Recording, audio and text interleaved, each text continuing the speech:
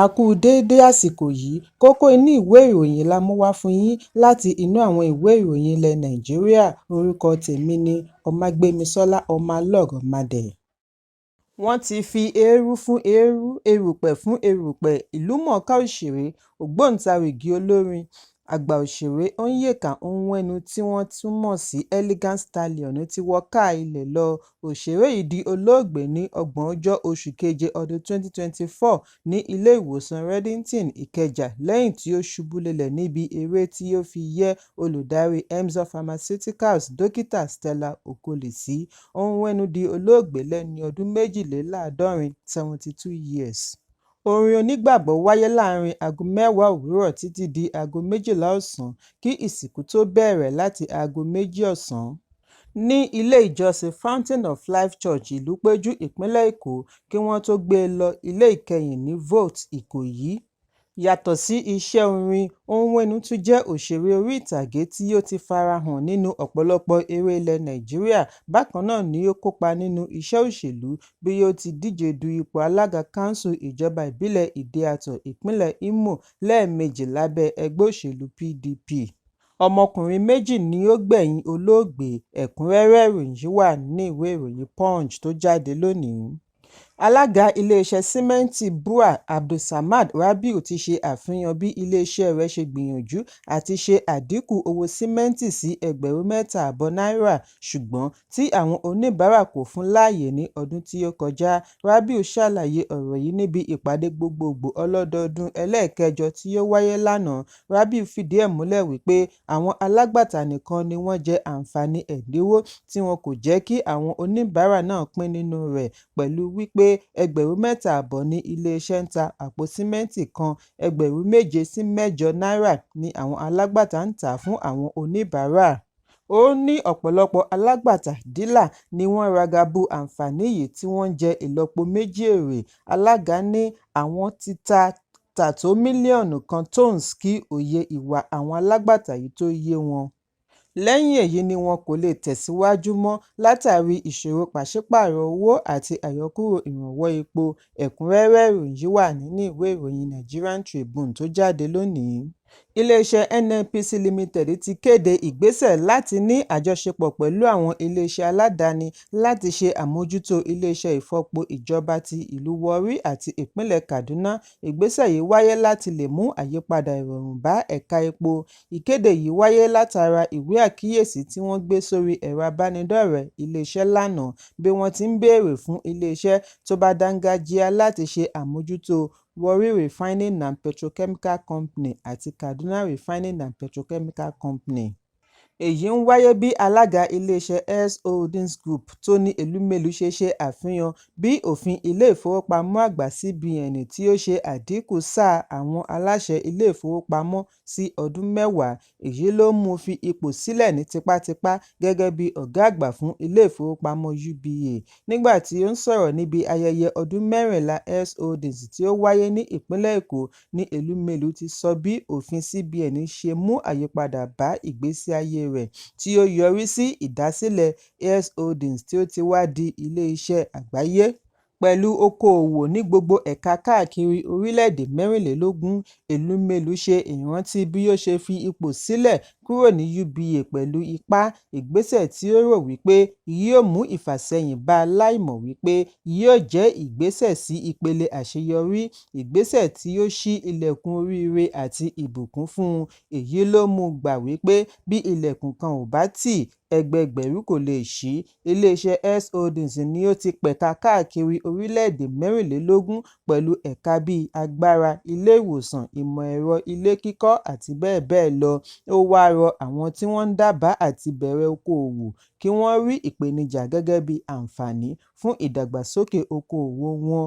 Kò sí ìṣòro tí wọ́n lè dojúkọ, kí wọ́n má ṣàárẹ̀, kí wọ́n sọ ìjáyà wọn di ìrètí, kí wọ́n sọ ìrètí di ìgbésẹ̀. Ẹ̀kúnrẹ́rẹ́ ìròyìn yìí wà nínú ìwé ìròyìn Nigerian Tribune tó jáde lónìí.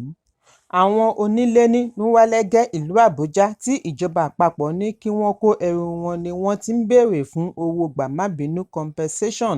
Ó lé ní 200 ẹbí ní abúlé Nwalege ní ojúnà pápákọ̀ òfurufú Nnamdi Azikiwe tí wọ́n ti di aláìnílé lórí lẹ́yìn tí ìjọba wó ilé wọn kí wọ́n lè ráàyè kọ́ pápákọ̀ òfurufú ìjọba sí. Àwọn aláṣẹ ìdàgbàsókè ìlú Àbújá ni wọ́n wó ilé wọ̀nyí gẹ́gẹ́ bí iléeṣẹ́ ológun ojú òfurufú ṣe béèrè fún. Àwọn tí wọ́n wó ilé wọn ni wọ́n wá ààyè sí agbègbè ìlú bíi Zamani, Zauka, Giri, Ìdó, Gwagwalada àti bẹ́ẹ̀ bẹ́ẹ̀ lọ. Wọ́n ti kó àwọn òṣìṣẹ́ ológun sí ibi tí iṣẹ́ yóò ti bẹ̀rẹ̀ síwájú àkókò tí iṣẹ́ yóò bẹ̀rẹ̀, ṣùgbọ́n àwọn ìdílé tí òfò yìí dé bá kò tíì rí nǹkan kan gbà láti ọ̀dọ̀ ìjọba tí mínísítà agbègbè ilé ìjọba Nyesom Wike darí pẹ̀lú iléeṣẹ́ ológun òfurufú àti iléeṣẹ́ ìgbòkègbodò ọkọ̀ òfurufú.